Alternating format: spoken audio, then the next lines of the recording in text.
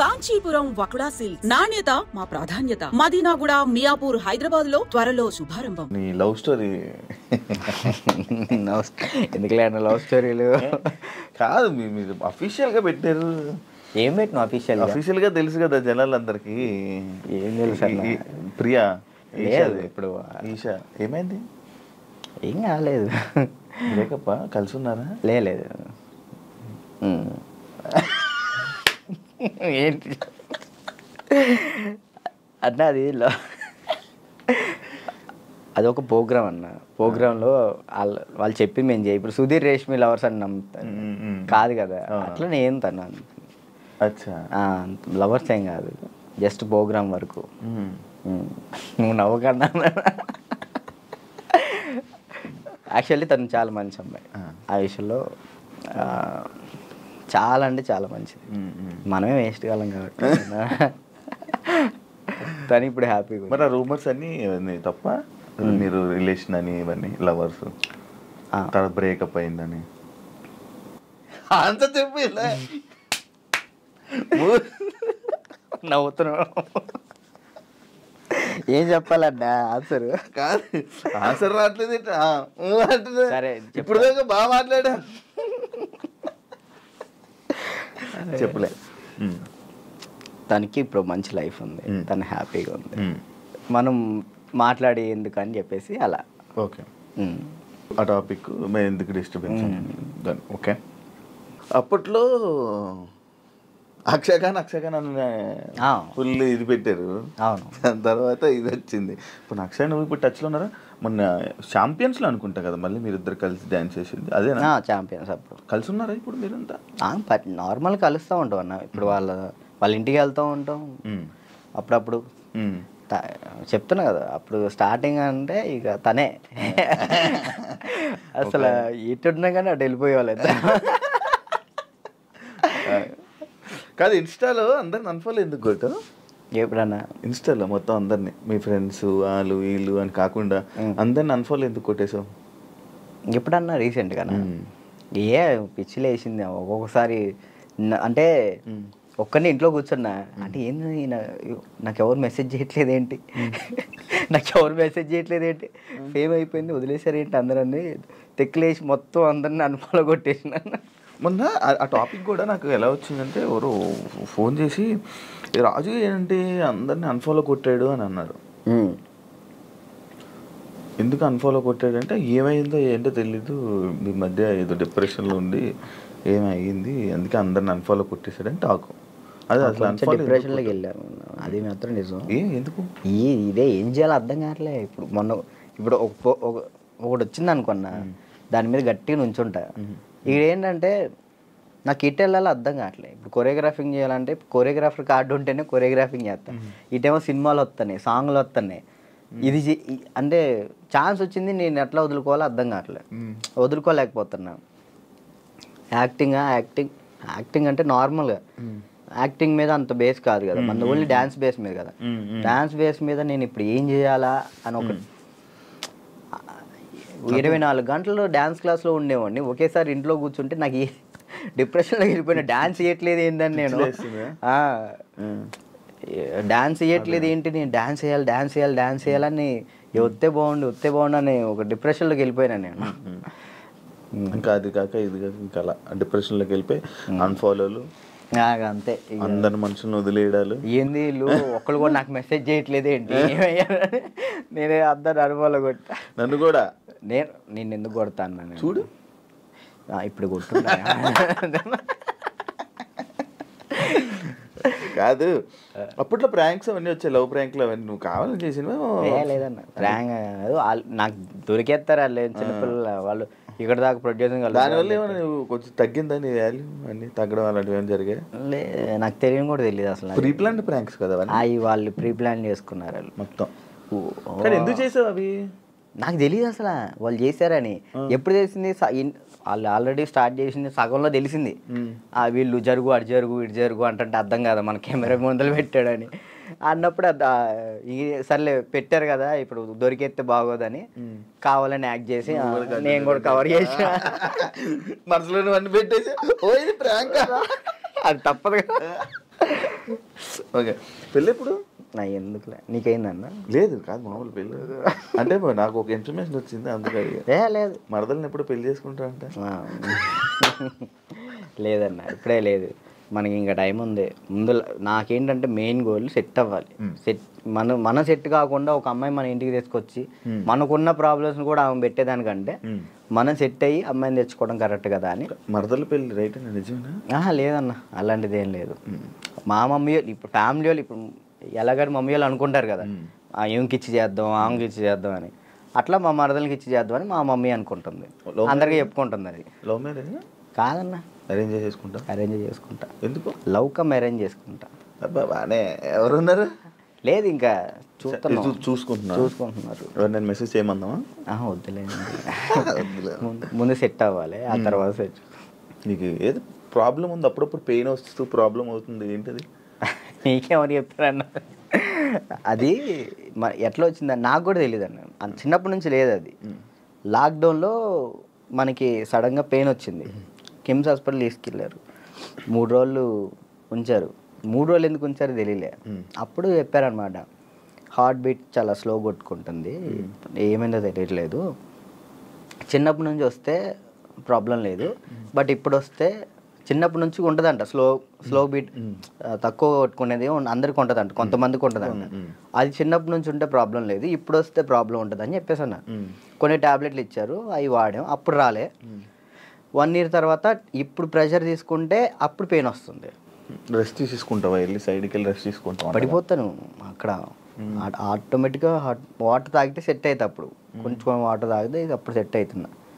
సడన్గా పెయిన్ రావటం ఇప్పుడే మెంటల్ ప్రెషర్ తీసుకున్నప్పుడే, స్ట్రెస్ ఎక్కువైపోయి స్ట్రెస్ అయినప్పుడు ఇది మనకి షాక్ కుట్టింది కదా, షాక్ కుట్టినట్టు ఇలా అనిపించింది, అలా పడిపోతావు. ఒక 1/2 hour తర్వాత మళ్ళీ సెట్ అయిపోతావు. తగ్గిందా? సెట్ అయిందా? ఇప్పుడైతే మ్యాక్సిమం ఒక నెలలో ఒకసారి వస్తుంది, అప్పుడైతే వారానికి ఒకసారి వచ్చేది. మరి చెప్పలేదు ఎవరికి? ఎవరు నమ్ముతారని, ఏ సొల్లు మాటలు చెప్తున్నావు అనుకుంటారు వాళ్ళు. అవి చెప్పుకొని ఏం చేస్తావు అని, అంతే, ఏం లేదు, ఇది మన ప్రాబ్లం కదా ఇది అని. రాజుని కొన్ని విషయాల్లో నెగిటివ్ చేశారు, ఎందుకు ఆ బ్యాడ్ నేమ్ వచ్చింది అమ్మాయిలని అదని? ఈ ఎంత బయట వాళ్ళు ఇష్టపడుతుంటే అంత పన్నోళ్ళు ఎక్కువ ఉన్నారు. ఇప్పుడు వాడికి తెలీదో నాకు తెలీదు, కానీ నా గురించి మాత్రం బ్యాడ్ మాట్లాడేస్తాడు.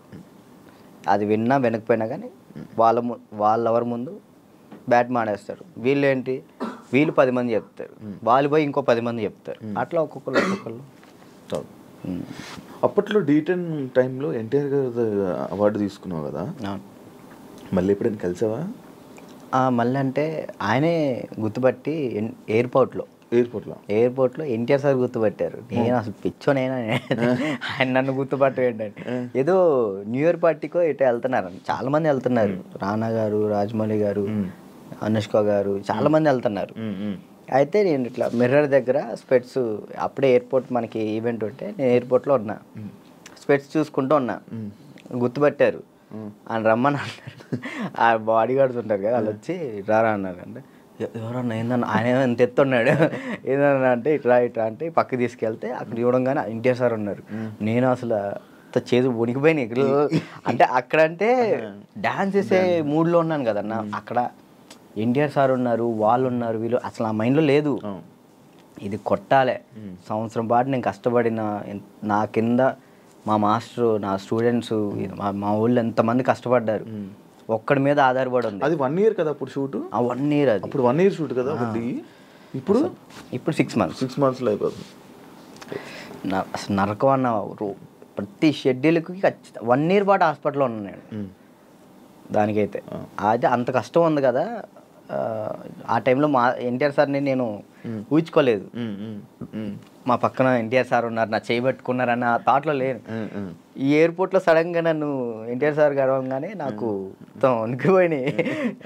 బాగున్నా, మంచి పొజిషన్కి వెళ్ళు, ఆల్ ది బెస్ట్ అని చెప్పేసి థ్యాంక్స్ అన్న, థ్యాంక్ యూ అన్న. ఆయనే పిలిచారు. హీరోలు ఇంకా ఎవరైనా గుర్తుపట్టి ఏమైనా కాంప్లిమెంట్స్ ఇచ్చిన రోజు? సుధీర్ బాబు గారు, హీరో సుధీర్ బాబు గారు రమ్మన్న, పర్సనల్గా అక్కడ ప్రాక్టీస్ చేయించాను. ఇంకా అంతే. సుధీర్ బాబు గారు కానీ నీకు ఇంకా వెళ్ళాలి హీరోలకి పర్సనల్ ట్రైనింగ్ అలాంటి ప్లాన్స్ లేవా మరి? అంటే కొరియోగ్రఫీ ఉండిపోవడం కాకుండా మనకి పిలిస్తే వెళ్తాం, మనం పోయి వాళ్ళతో మాట్లాడలేదు. ఏం కాంటాక్ట్స్ లేవా నీకు? అసలు నేను ఎవరితో ఎవరితో ఏం మాట్లాడాలో తెలియదు అన్న. అంటే ఇప్పుడు మనం ఏమన్నా భయం, ఒకటే భయం ఉంది. భయం ఉంది. ఇంట్రోవర్ట్ నువ్వు? ఏమో తెలీదు, ఇంట్రోవర్ట్ అని నాకు తెలీదు. మరి నాకైతే ఒక భయం ఉంది, ఏమనుకుంటారు ఏంటో మనం మాట్లాడితే, తప్పుగా ఏమైనా అనుకుంటారా, వాళ్ళ పొజిషన్లో ఉన్నారు, మనం కొంచెం వెళ్ళినా అప్పుడు మాట్లాడవచ్చు. ఇప్పుడు మీరున్నారన్న, అన్న ఇది కావాలన్నా అని మిమ్మల్ని అడగగలుగుతా ఏదైనా. కానీ పక్కన వాళ్ళు ఎవరు తెలియకోకుండా నేను అలా మాట్లాడలేను. అంటే ఒక్కరోజు పరిచయం ఉన్నా మాట్లాడగలుగుతా, కానీ ఆ ఒక్కరోజు పరిచయం అవ్వదు. మనకు నార్మల్గా వెళ్ళి ఏ డైరెక్టర్ దగ్గరికైనా ఎక్కడికైనా ఆఫీసులకి అటు ఇటు తిరిగి ఆఫర్స్ అడిగితే కదా వస్తాయి. ఆఫర్లు వచ్చినాయి అన్న, డైరెక్టర్లు సాంగ్స్ ఇస్తా అన్నారు. ఇప్పుడు కూడా ఉంది, 4 సాంగ్లు ఇస్తా అన్నారు ఒక సినిమా. కార్డుకు దగ్గరికి వెళ్ళి అక్కడే ఎవరి దగ్గర రోజు ట్రై చేయొచ్చు కదా మరి. కార్డుకి కూడా వెళ్ళిన, కార్డుకి కూడా వెళ్తే 1 year ఆగండి అన్నారు. మరి డాన్సర్కి ఎందుకు తీసుకోలేదు? ఇప్పుడు డాన్సర్ చేస్తే మళ్ళీ కొరియోగ్రాఫర్ కార్డ్కి ఇంకా టైం పట్టిద్ది. ఇప్పుడు డాన్సర్ కార్డ్ తీసుకున్నాను, టైం పట్టిద్ది. ఇప్పుడు సాంగ్లు పోతాయి అప్పుడు. ఇప్పుడు ఫస్ట్ నీకు కావాల్సింది కొరియోగ్రాఫర్దే, ఇంకే కార్డు వద్దు. ఫ్యామిలీ ఎలా ఉన్నారు? అప్పుడు అమ్మని చూసుకుంటారు, ఇల్లు కట్టాలి అవన్నీ అన్న అయ్యాయి అవన్నీ? స్థలం అయితే తీసుకున్నా అన్న, కట్టాలి. మమ్మీ నేను అంతే, మమ్మీ నేను చెల్లి. డాడీ వెళ్ళిపోయాడు తెలుసు కదా మీకు, డాడీ వెళ్ళిపోయారు. ఇక ముగ్గురు నేను వాళ్ళిద్దరిని చూసుకుంటూ హ్యాపీగా ఉన్నా. చెల్లి మధ్య లవ్ మ్యారేజ్ చేసుకుందంట? లవ్ మ్యారేజ్ అయిపోయింది, మ్యారేజ్ అయితే అయిపోయింది చెల్లికి. లవ్ మ్యారేజ్ మేము ఒప్పుకున్నాం ఆల్రెడీ, ఒప్పుకున్నాం, వాళ్ళు చేసుకున్నారు. నువ్వు కూడా ఇంకా లవ్ మ్యారేజ్ వద్దులే అన్న, సెట్ అవ్వాలి. ఇప్పుడు మెయిన్ ఏంటంటే అమ్మాయి మన ఇంటికి వచ్చినప్పుడు మహాలక్ష్మిలా ఉండాలని నాకు అంతే. కాదు రాజు, ఇప్పుడు ఎన్ని కాంటాక్ట్లు ఉంటాయి నీ ఫోన్లో? అంటే నువ్వు 500 1000 కాంటాక్ట్స్. సడన్గా ఇప్పుడు ఒక ఫోన్ చేసి డబ్బులు పెడితే ఎవరు ఎందుకు ఇస్తారు? ఒకసారి ట్రై చేయి. ఎవరు చేస్తారు? నా ఫోన్ చూస్తే తడుచుకుంటారా? ఏం కాదు, ఒకసారి ట్రై చేయి. ఒకసారి ఫోన్ చేయి, ఫోన్ కనిపించదు, ఫోన్ చేయి ఒకసారి. ఎవరు చేయాలి? చెయ్యి, ఒకరికి ఫోన్ చేసి డబ్బులు అడగాలి. రియాక్షన్ ఏంటో వింటాను. వాడు బూతులు తిడతాడు నా ఫ్రెండ్ గారు. అంటే మనమే ఉంటాయి కానీ పక్కన ఉంటుంది. అర్జెంట్కి ఒక 1000 రూపాయలు కావాలరా, అర్జెంట్కి ఒక 1000 రూపాయలు కావాలి. డబ్బులు అడిగితే ఎక్కడ ఉన్నా అడుగుతుందిరా. నేను ఆపరేషన్ హాస్పిటల్లో ఉన్నాను. అయ్యో అవునారా? హాస్పిటల్లో ఉన్నావా? సరేరా బాయ్. ఇంకోటి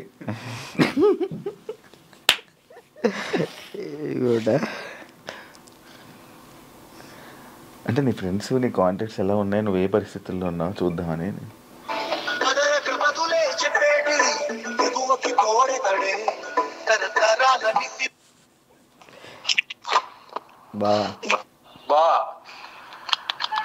ఒక 1000 రూపాయలు కావాలరా.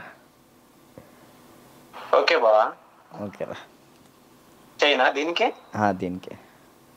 ఓకే, చేసిన తర్వాత గుర్తు పెట్టుకోవచ్చు కూడా చేయవు. ఇట్లాంటి వచ్చినప్పుడే ఇంటర్వ్యూలో ఉన్నారా? బుర్లేంట కదా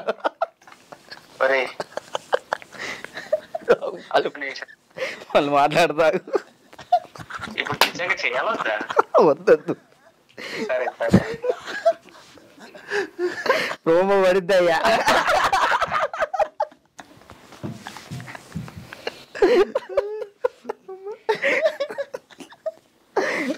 అబ్బా ఈడప్పటికి మాట్లాడనుకున్నా మాట్లాడు. ఇప్పుడు అకౌంట్లో ఇప్పటికిప్పుడు ఎంత ఉంది? ఒక 23,000 ఉంది, ఇందాకే పడ్డాయి వచ్చినప్పుడే. 23,000. మంత్లీ ఎలా గడుపుతున్నావు? ఒక మంత్ ఈవెంట్ వచ్చినప్పుడు ఆ ఈవెంట్ చేస్తాను, మమ్మీకి ఒక 10,000 ఇస్తా, నేను 10,000 యూస్ చేస్తాను. ఎన్ని ఈవెంట్లు చేస్తున్నావు మంత్లీ? ఒక 5 చేస్తాను. ఈవెంట్స్ బాగా వస్తున్నాయా? 5 వస్తాయి ఈవెంట్. ఒక ఈవెంట్ పే 50,000 తీసుకుంటా. 50,000 ఈవెంట్లు ప్రజెంట్ ఈవెంట్ మీద నడుస్తుంది అంతే. అది కూడా డీ ఫేమే. అంతే. డీ రీసెంట్ ఇవి ఇది ఐకాన్ వల్ల. మరి ఏం ప్లాన్ చేస్తున్నావు ఇప్పుడు ఫ్యూచర్లో? ముందు ఇల్లు కడదాం చూస్తున్నాను అంతే. ఏం ప్లాన్ అంటే అంత పెద్ద ఏం లేదు. కెరియర్ పరంగా కెరియర్ అంటే ఇది మెంటల్ టెన్షన్ ఉంటే ఇది కెరియర్ మీద పెట్టుకోలేకపోతున్నాను. ముందు ఇది క్లియర్ చేసేసుకుంటే మొత్తం కెరియర్ మీద పెట్టుకోవచ్చు అని కార్డు కోసం వెయిటింగ్ అన్న. కార్డు వస్తే నా లైఫ్ మళ్ళీ డీటన్ రాజు అని ఈజ్ బ్యాక్ అన్న. కానీ అది డీటన్ రాజు ఇంకా ఉండిపోయింది, ట్యాగ్ పోదా? ఎంత ట్రై చేసినా పోవట్లే. నా ఛానల్ పేరు కూడా మార్చిన, రాజు రాయల్స్ అని పెట్టా కానీ అది కూడా రావట్లే, డీటన్ రాజే వస్తుంది. అది ఎందుకంటే డీటన్ రాజు ఉండిపోయింది, అది అసలు పోదా? నేను చాలాసార్లు అనుకున్నా డీటన్ రాజు. సరే అన్న, డీటెన్ విన్ అయ్యాను కదా, తర్వాత విన్నర్ చెప్పు. ఎవరు? నువ్వు చెప్పు. డీటెన్ నీకే తెలియదు, తర్వాత విన్నర్ ఎవరో కూడా ఎవరికి తెలియట్లేదు. అంతే అంతే. ఇప్పుడు ప్రెసెంట్ జాను ఈ అమ్మాయి విన్ అయిందని తెలుసు అంతే. తర్వాత ఎవరు విన్, అందుకే అలా ఉండిపోయింది. ఓకే, నువ్వే విన్నర్ అమ్మ. నువ్వు చాలా మందికి నీ తర్వాత మళ్ళీ విన్నర్స్ ఎవరు తెలియదు, గుర్తులేదు. అంటే ఉన్నాయి, కొన్ని ఉన్నాయి. సోమేష్ విన్ అయ్యాడు. సోమేష్, అభి, సంకేత్ విన్ కాలేదు. తర్వాత సంకేత్ డీ జోడి కొరియోగ్రాఫర్లో నా ముందల. ఓకే, కొరియోగ్రాఫర్ మనోడు డాన్స్ ప్లస్ ఇటు వెళ్ళాడు, ఇది చేయలేదు, మళ్ళీ డీ చేయలేదు. పీయూష్ విన్ అయ్యాడు. అందుకే ఇంకా డీటెయిల్ ఉండిపోయింది అంతే. అంతే. మార్చాలని చూసావా, ట్రై చేసావా? రాజు రాయల్స్ అని పెట్టిన యూట్యూబ్ ఛానల్కి. మారుతుందేమో చూడు. వ్లాగ్స్ చేస్తున్నావు కదా, వ్లాగులు చేస్తున్నావు కదా, ఏం చేయమంటాడు, తప్పట్లేదు. దీని నుంచి వచ్చినా కానీ మ్యాక్సిమం ఫోకస్ చేసుకోగలుగుతాను. ఓకే. వెబ్ సిరీస్ స్టార్ట్ చేసిన, అంటే నేను నా పరంగా చేద్దాం అని చెప్పి నేను డైరెక్షన్ చేస్తే నేను వచ్చి యాక్ట్ చేస్తా తప్పకుండా. ఫ్రీగా వచ్చి చేస్తా. థ్యాంక్ యూ అన్న, థ్యాంక్ యూ. నాకు ఒక రోల్ ఇవ్వు. అయ్యో మీకెందుకు, మీరే మాకు ఇచ్చుకోవాలి. సిరీస్లో నేను వచ్చి చేస్తా ఉందన్న. నేను ఒకటైతే మాస్టర్ చైత్ర మాస్టర్ ఒక డాన్సర్ కథ అని టైటిల్ పెట్టి వెళ్ళిపోయారు. నేను దాన్నే కంటిన్యూ చేస్తున్నా. ఒక డాన్సర్ కథ అని చెప్పి ఒక వెబ్ సిరీస్ తీస్తున్నా. Okay okay. ప్రజెంట్ స్టోరీ రాస్తున్నాం. రాస్తే బాగా రాయాలి. అంటే డాన్సెస్ గురించి, బ్యాక్గ్రౌండ్ డాన్సెస్ గురించి ఎవరికి తెలియదు, నాకు కష్టాలు తెలియదు. ఎవరైనా సక్సెస్ అయిన గురించి, సక్సెస్ అయితే శేఖర్ మాస్టర్ వీళ్ళ గురించి తెలుసు, అందరికీ తెలుసు. ఓడిపోయిన వాళ్ళ గురించి ఎవరు తీయరు కదా, నేను తీసే దాని గురించి. అంటే ఫెయిల్యూర్స్ గురించి.